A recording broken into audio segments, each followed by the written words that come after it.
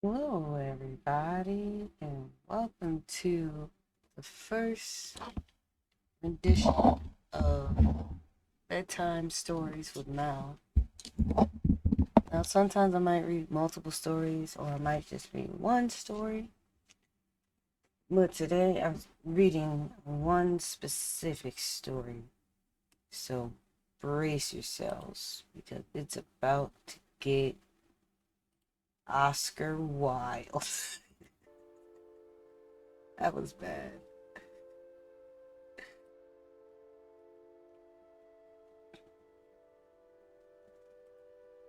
So I wanted to put like some really quiet, chill, calming music in the background. That's to not be distracting. If you can barely hear it, that's on purpose. Now, if you can barely hear me, that's not on purpose.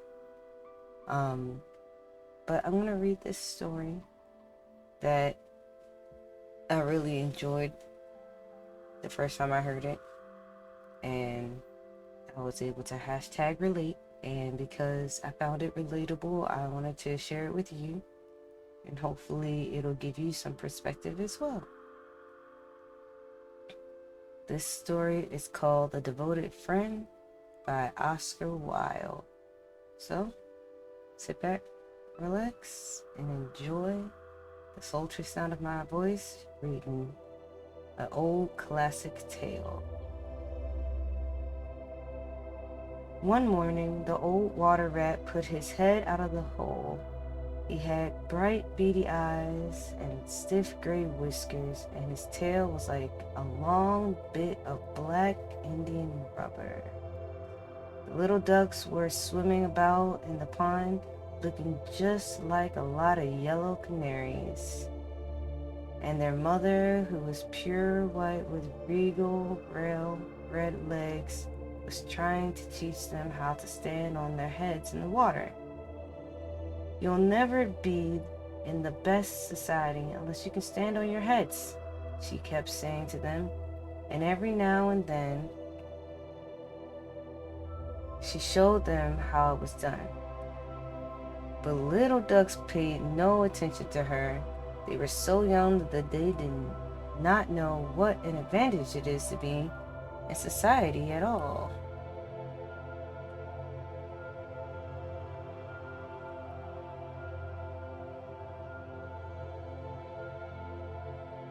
What disobedient children, cried the old water rat. They really deserve to be drowned. Nothing of the kind, answered the duck. Everyone must make a beginning, and parents cannot be too patient. Ah, I know nothing about the feelings of parents, said the water rat.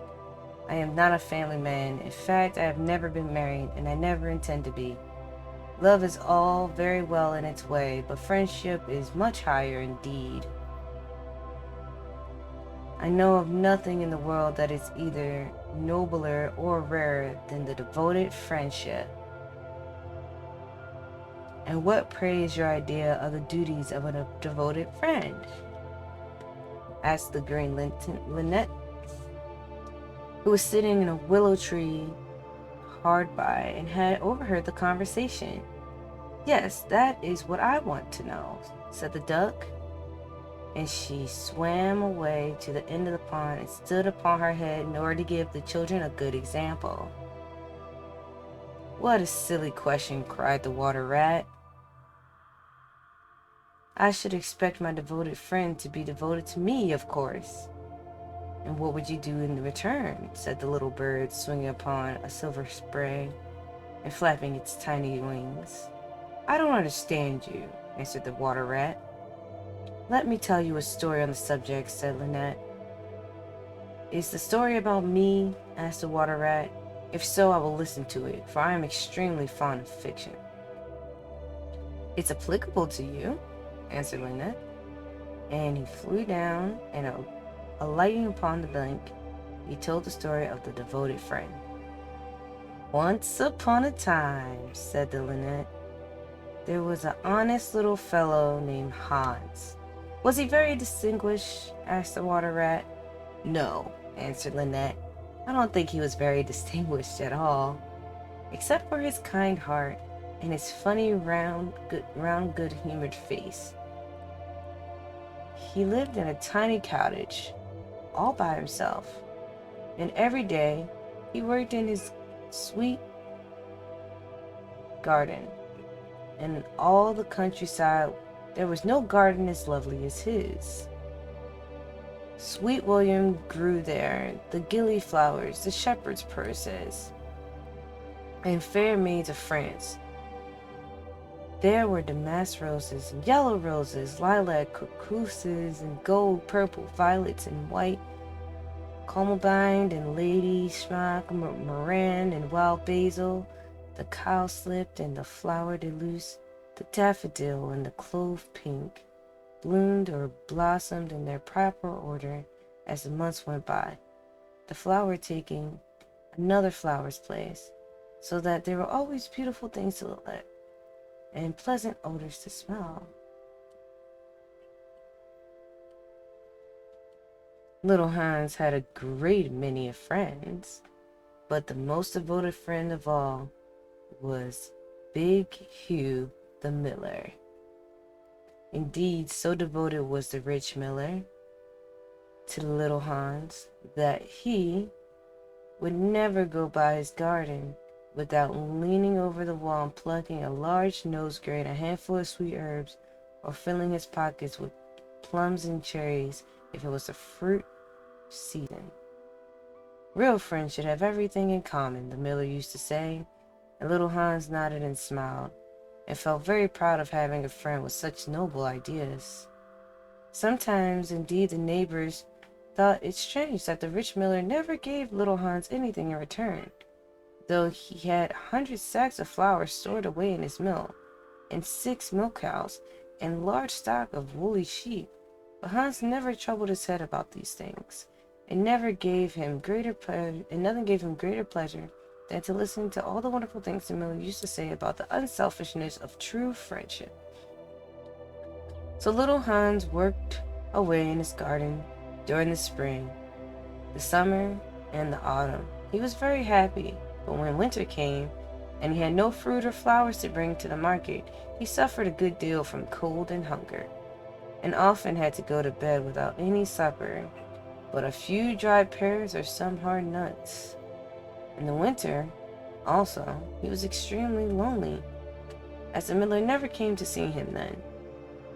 There is no good in going to see little Hans as long as the snow lasts, the miller used to say to his wife, for when people are in trouble, they should be left alone and not be bothered by visitors. Wow. That, at least, is my idea about friendship, and I'm sure I'm right. So I shall wait till the spring comes, and then I shall pay him a visit, and he will be happy to give me a large basket of primroses, and that'll make him so happy. You are certainly very thoughtful about others, answered the wife, as she sat in her comfortable armchair by the big pinewood fire. Very thoughtful indeed. It is quite a treat to hear you talk about friendship. I am sure the clergyman himself could not say such beautiful things as you do, though he does live in a 3-story house and wears a gold ring on his little finger. But could we not ask little Hans up there? Said the miller's youngest son. If poor Hans is in trouble, I will give him half of my porridge and show him my white rabbits. Oh, what a silly boy you are, cried the miller. I really don't know what is the use of sending you to school. You seem not to learn anything. Why, if little Hans came up here and saw your warm fire, our and our good supper and our great cask of red wine, he might get envious, and envy is a most terrible thing and would spoil anybody's nature. I certainly will not allow Hans' nature to be spoiled. I am his best friend, and I will always watch over him and see what he is not led into any temptation. Besides, if Hans came here, he might ask me to let him have some flour on credit, and that I could not do. Flour is one thing, a friend, and friendship is another, and they should not be confused. Why, the words are spelled differently. I mean, quite different things. Everybody can see that. How well you talk, said the miller's wife, pouring herself out a large glass of warm ale. Really, I feel quite drowsy. It is just like being in church. Lots of people act well, answered the miller, but very few people talk well, which shows that talking is much more difficult thing of the two, and much the finer thing also. And he looked sternly across the table at his little son, who felt so ashamed of himself that he hung his head down and grew quite scarlet and began to cry to him into his tea. However, he was so young that you could excuse him. Is that the end of the story? Asked the water rat. Certainly not, answered the linnet. That is just the beginning. Then you are quite behind the age, said the water rat. Every good storyteller nowadays starts with the end and then goes on to the beginning and concludes with the middle. That's the new method. I heard all about it the other day from a critic who was walking around the pond with a young man. He spoke of a matter with great length, and I'm sure he must have been right, for he had blue speckles and a bald head, and whenever the young man made any remark, he always answered, "Pooh! But pray go on with your story. I like the miller immensely. I have all kinds of beautiful sentiments myself, so there is a great sympathy between us." "Well," said Lynette, hopping now on one leg and now on the other, as soon as the winter was over, the primroses began to open their pale yellow stars. The miller said to his wife that he would go down and see little Hans. "Why, what a good heart you had," cried his wife. "You're always thinking of others. And mind you take the big basket with you for the flowers." So the miller tied the sails of his windmill together with a strong iron chain and went down the hill with the basket in his arm. "Good morning, little Hans," said the miller. "Good morning," said Hans, leaning on his spade and smiling from ear to ear. "And how have you been all the winter?" asked the miller. "Well, really," cried Hans, "it's very good of you to ask, very good indeed. I'm afraid I had a rather hard time of it, but now that spring has come, I'm quite happy, and all my flowers are doing well." "We often talk about you during the winter, Hans," said the miller, "and wonder how you were getting on." "That was kind of you," said Hans. "I was half afraid you had forgotten me." "Hans, I'm surprised at you," said the miller. "Friendship never forgets. That is the wonderful thing about it. But I'm afraid you don't understand the poetry of life. How lovely your primroses are looking, by the by." "They are certainly very lovely," said Hans, "and it is a most lucky thing for me to have so many. I'm going to bring them to the market and sell them to the burgomaster's daughter, and buy back my wheelbarrow with the money." "Buy back your wheelbarrow? You don't mean to say you've sold it? What a stupid thing to do." "Well, the fact is," said Hans, "that I was obliged to. You see, the winter was a very bad time for me, and I really had no money at all to buy bread with. So I first sold the silver buttons off my Sunday coat, and then I sold my silver chain, and then I sold my big pipe, and at last I sold my wheelbarrow. But I'm going to buy them all back again now." "Hans," said the miller, "I will give you my wheelbarrow. It is not in very good repair indeed. One side is gone, and there's something wrong with the wheel spokes, but in spite of all that, I will give it to you. I know it's very generous of me, and a great many people would think of me extremely foolish for parting with it, but I am not like the rest of the world. I think that generosity is the essence of friendship, and besides, I have got a new wheelbarrow for myself. Yes, you may set your mind at ease. I will give you my wheelbarrow." "Well, really, that is generous of you," said little Hans, and his funny round face glowed all over with pleasure.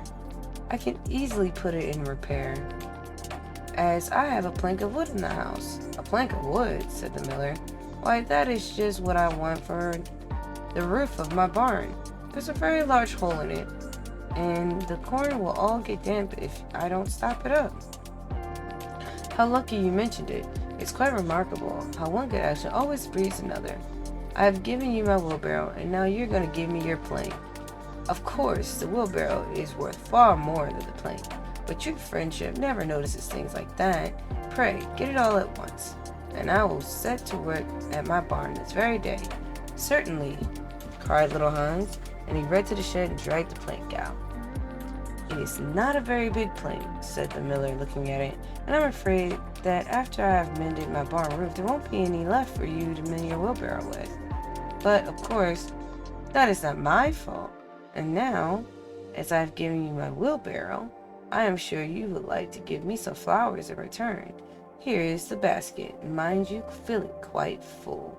"Quite full?" said little Hans, rather sorrowfully, for it was really a very big basket, and he knew that if he filled it, he would have no flowers left for the market, and he was very anxious to get his silver buttons back.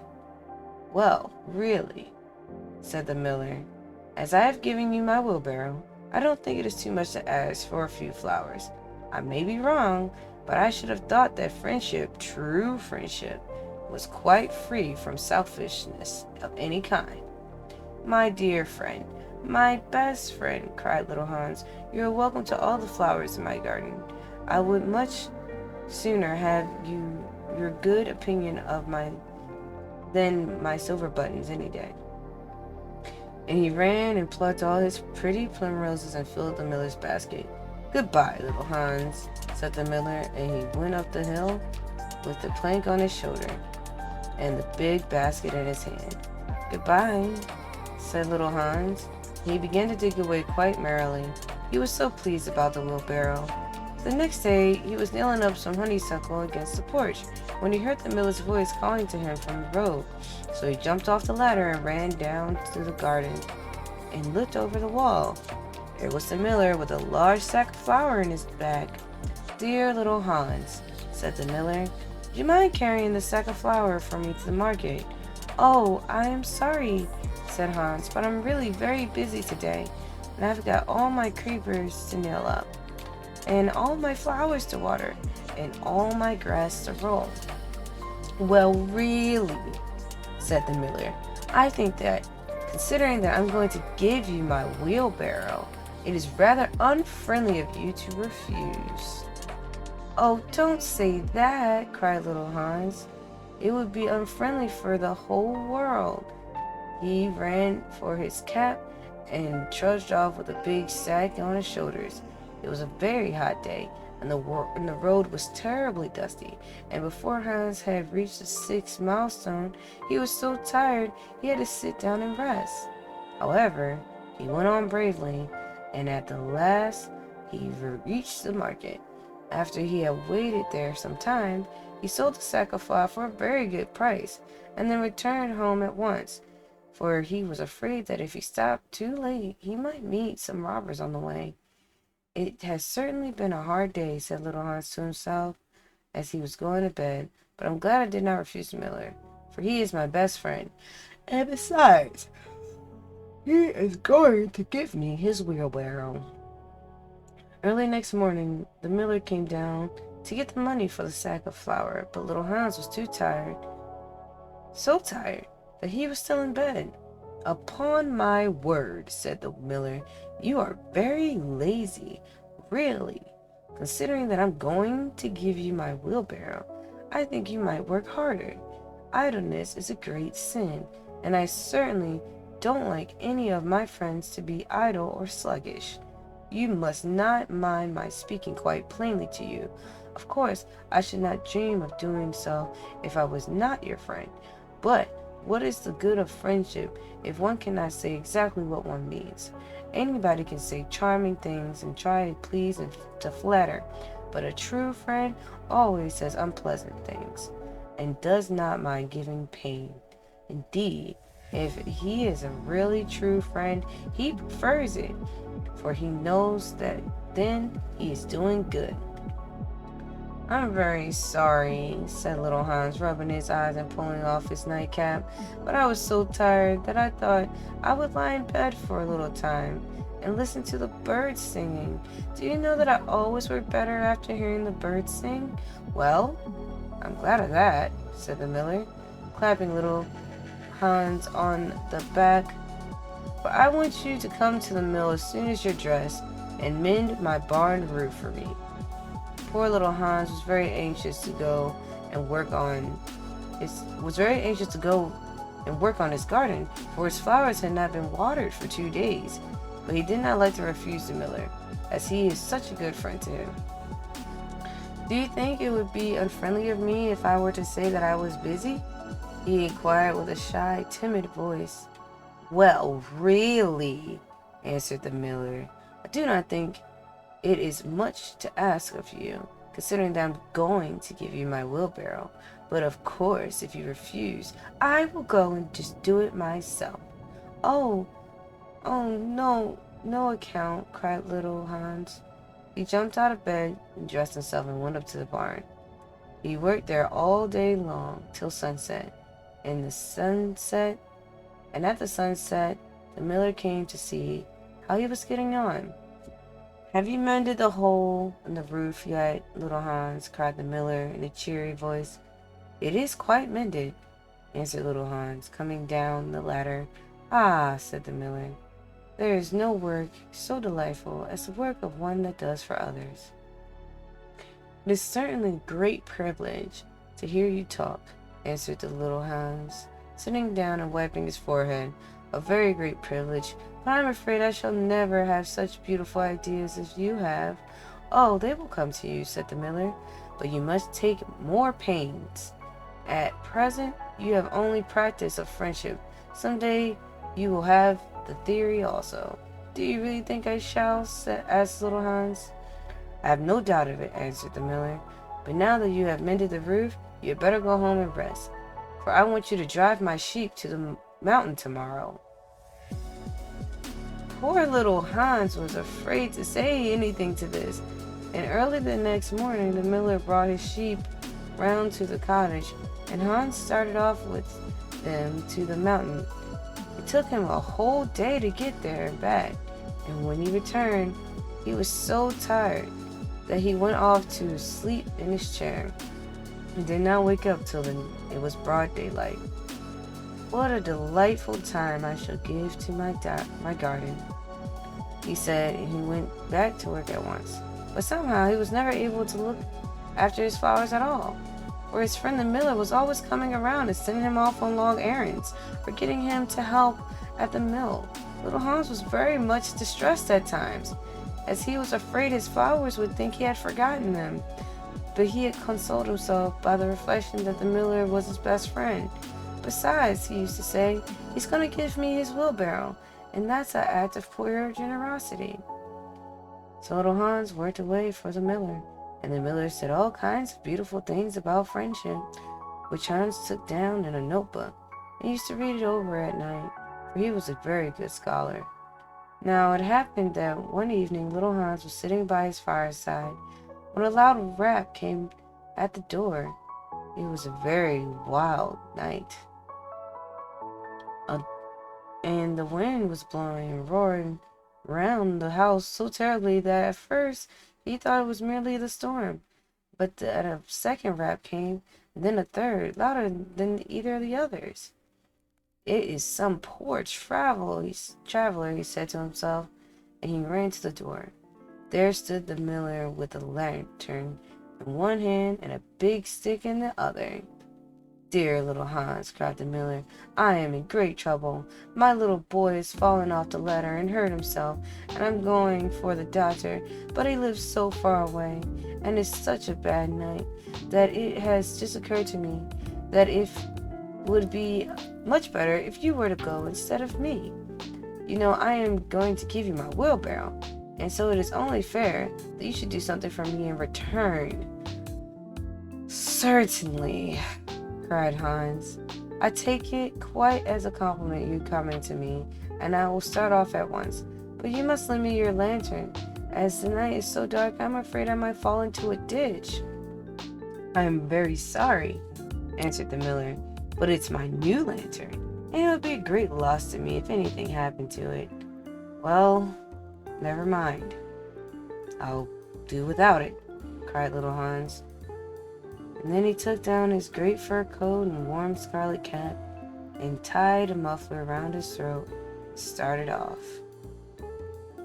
What a dreadful storm it was! The night was so black and little Hans could hardly see, and the wind was so strong that he could scarcely stand. However, he was very courageous, and after he had been walking about 3 hours, he arrived at the doctor's house and knocked at the door. "Who's there?" cried the doctor, putting his head out the bedroom window. "Little Hans, doctor." "What do you want, little Hans?"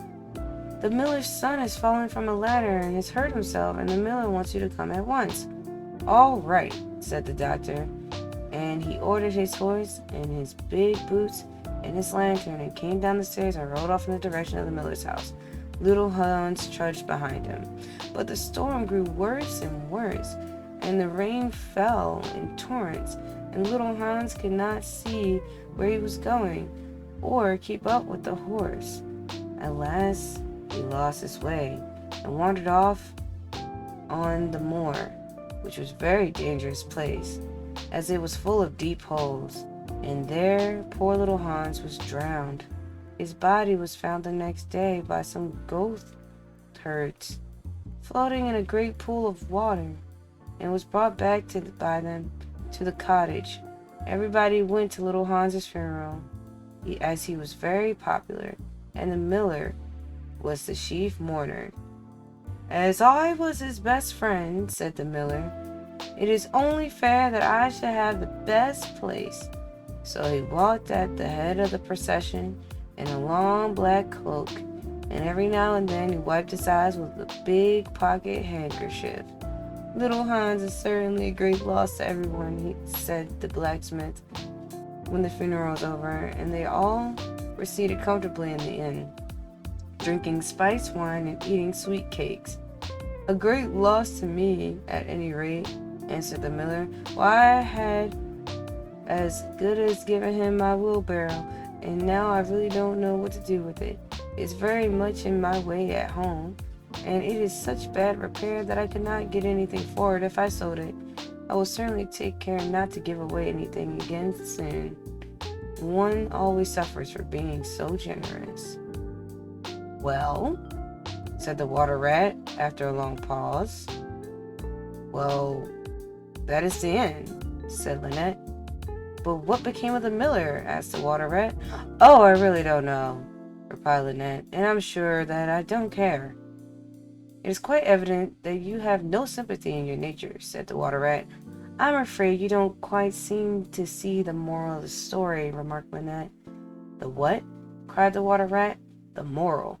Do you mean to say that the story has a moral?" "Certainly," said the Lynette. "Well, really," said the water rat in a very angry manner.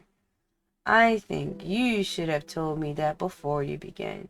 If you had done so, I certainly would not have listened to you. In fact, I should have said pooh, like the critic. However, I can now say it." So he shouted it pooh at the top of his lungs, gave a whisk of his tail, and went back to his hole. "And how do you like the water rat?" asked the duck, who came paddling up some minutes after. "He has a great many good points, but for my own part, I have a mother's feelings, and I can never look at a confirmed bachelor without a tear coming to my eyes. I'm rather afraid that I have annoyed him," answered Lynette. The fact is that I told him a story with a moral. Ah, that is always a very dangerous thing to do, said the duck, and I quite agree with her. That's the end of the story, everybody. So, the reason why I wanted to read this story is because it related to me in real life. I, myself, am a giver.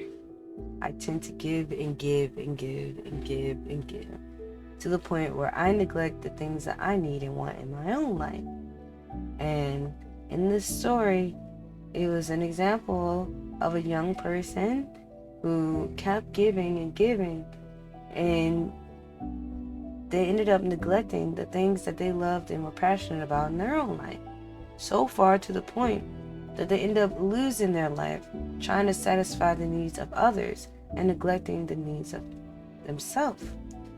And I am a firm believer that if you really want to be able to be your best self for your friends and family, then you need to take your self-care very seriously, because you don't deserve to be neglected, even by yourself.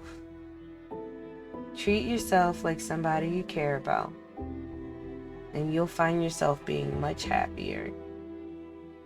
Well, that's been story time with Malizma. I hope you all had fun, and I'll see you all next time. Bye-bye.